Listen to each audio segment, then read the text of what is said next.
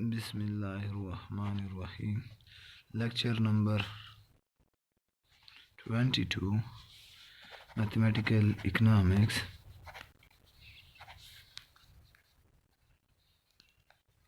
Topic 4.9 exponential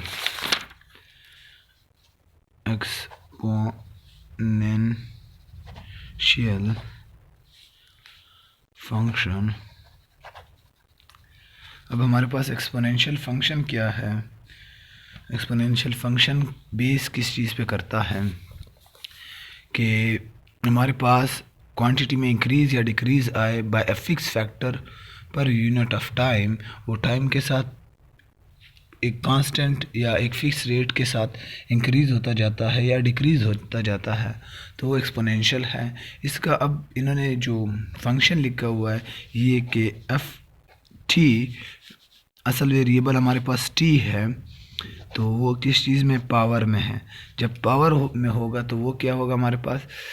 exponential function में जब भी हमारे पास जो इंडिपेंडेंट वेरिएबल है वो पावर में होगा तो देन उसको हम, ये हमारे पास independent variable in power, then this function is exponential. अब एक्सपोनेंशियल का क्या वो है कि कुछ रूल भी हैं कि एक्सपोनेंशियल में हम क्या लिख सकते हैं।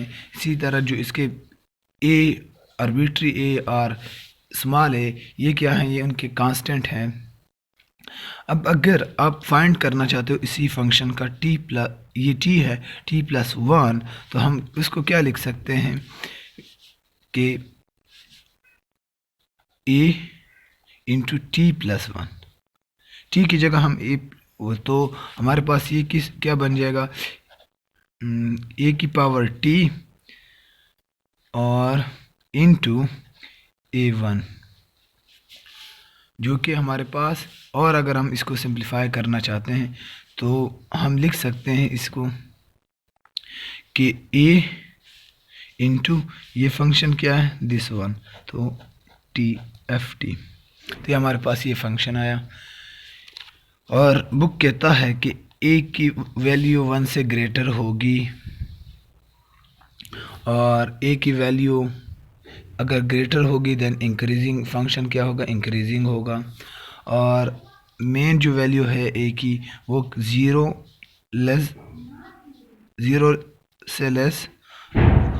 से ग्रेटर वन से लेस होगी, तो इसके दरमियान में होगी। तो इसको क्या, देन अगर इसके दरमियान होगी, लेस होगी वन से, देन हमारे पास क्या होगा? वो डिक्रीजिंग फंक्शन होगा। अब इन्होंने एक इंक्रीजिंग फंक्शन का वो दिया हुआ है ग्राफ,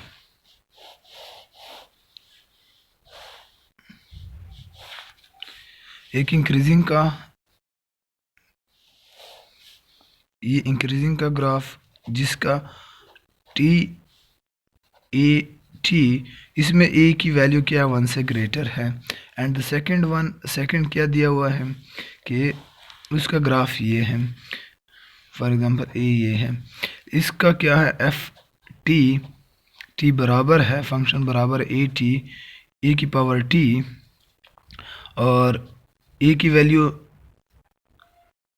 ज़्यादा है ज़ीरो से और कम है वन से, तो ये हमारे पास ये सिचुएशन आता है। ये ग्राफ इंक्रीजिंग का, ये डिक्रीजिंग का, ये हो गया। इसके बाद हमारे पास एक इन्होंने फंक्शन दिया एग्जांपल के लिए, वो पॉपुलेशन ग्रोथ। तो वो पॉपुलेशन कहते हैं यूरोप की जो आबादी है ड्यूरिंग द 20th सेंचुरी या उससे पहले जो 1960 की, तो वो क्या थी, उसके लिए उन्होंने फंक्शन लिया हुआ है। वो ये है कि 641 point this multiply with 1.0072 T. अब टी क्या है? पावर में है, और ये कहते हैं कि the P T function is the exponential function from अब for 2000 year corresponding t time 40, तो t की 40 होगी हमारे पास, तो टोटल पॉपुलेशन क्या होगी? अब दिस पॉइंट 1.00 72% के साथ ये इंक्रीज़ हो रही पॉपुलेशन। तो 40 इसका टाइम है, जो पी की वैल्यू क्या है 40 है। देन आप कैलकुलेट कर लेना, तो वो क्या, इसका पावर 1 का पावर ले लेना, उसके बाद मल्टीप्लाई कर लेना, तो आपके पास आंसर आ जाएगा। तो ये क्या, ये जस्ट इन्होंने एग्जांपल दिए हैं बेसिक। और इसी तरह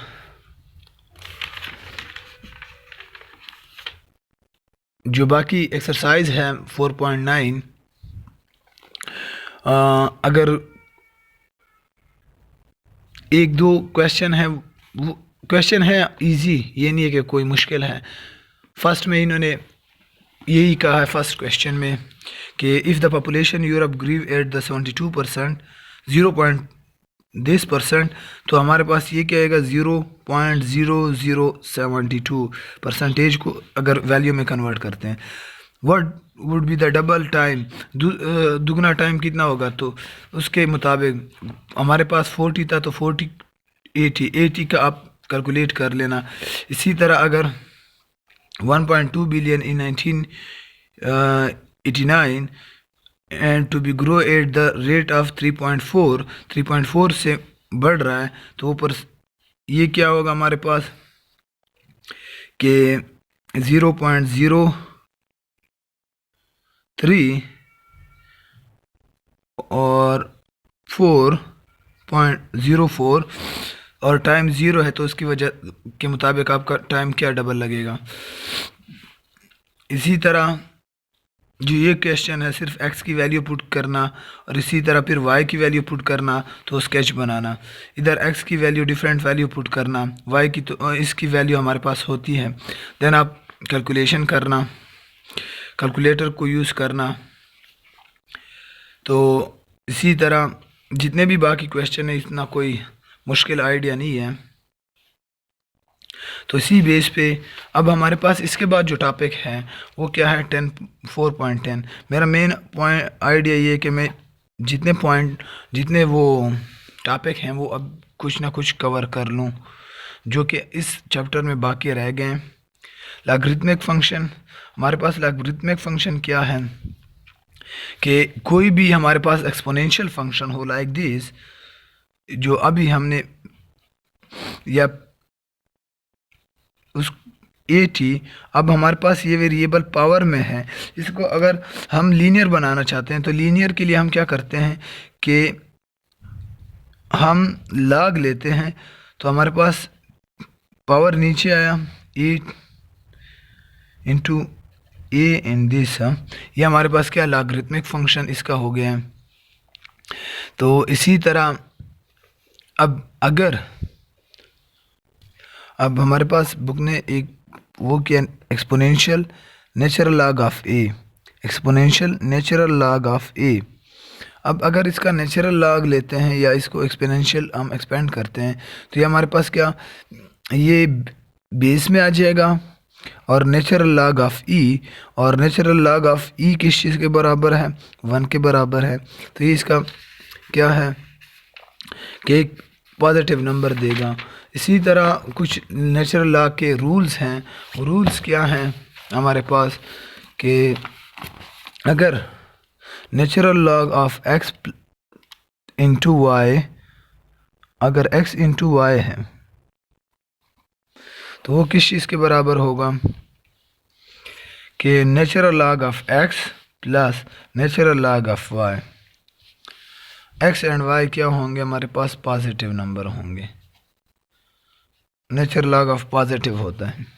इसी तरह जो ये ए रूल है, बी रूल क्या है कि natural log of x divided by y वो किस चीज़ के बराबर, natural log of x minus natural log of y, और x y क्या होंगे पॉजिटिव नंबर होंगे। इसी तरह अगर सी के natural log of x into P, तो जो पावर है वो बेस में आ जाता है, पावर बेस में आ जाता है, लाइक जो प्रीवियस किया पावर बेस में आ जाता है, और हमारे पास नेचुरल लॉग ऑफ बेस, अब बेस का फिर नेचुरल लॉग होता है। और इसी तरह हमारे पास डी पॉइंट क्या है, रूल क्या है कि नेचुरल लॉग ऑफ 1 किस चीज़ के बराबर है 0 के बराबर है। और नेचुरल लॉग ऑफ ई किस चीज़ के बराबर है, 1 के बराबर है, जो प्रीवियस हमने यूज़ भी किया। इसी तरह x इंटू ई की power natural log of x, तो ये किस चीज़ के बराबर होगा हमारे पास, ये बराबर होगा हमारे पास natural log of E X which is equal to x।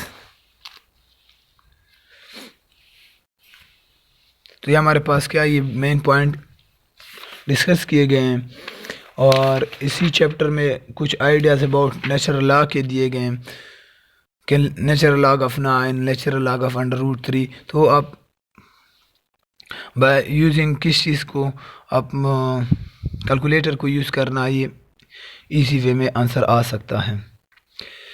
अब क्वेश्चन भी कुछ गिवन है हमारे पास के नेचुरल लॉग ऑफ ये किस चीज़ के बराबर हैं, लेकिन मेरा मेन मकसद था कि नेचुरल लॉग के बेसिक पॉइंट्स आपको रूल्स पता हो, नेचुरल लॉग है क्या तो ये पता हो। बाकी एक्सरसाइज 4.9 और 4.10 ये अगर आप खुद कर सकते हैं तो ये कर लेना।